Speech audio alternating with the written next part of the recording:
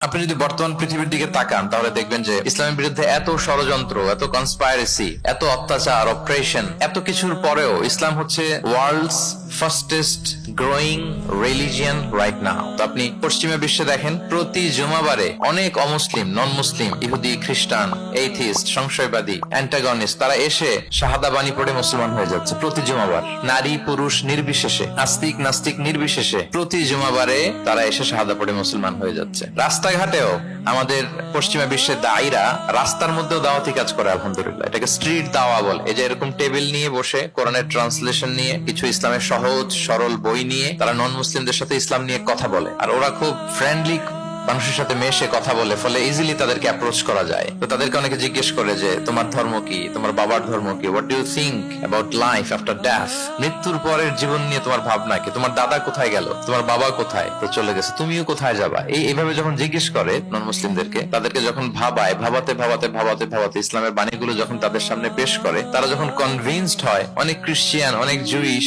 অনেক নন মুসলিম ওই রাস্তার ওই দাওয়া কাজের মধ্যে, স্ট্রিট দাওয়াতেই ওইখানেই ঘোষণা দেয় আশহাদু আল্লা ইলাহা ইল্লাল্লাহ ওয়া আশহাদু আন্না মুহাম্মাদান আবদুহু ওয়া রাসূলুহু।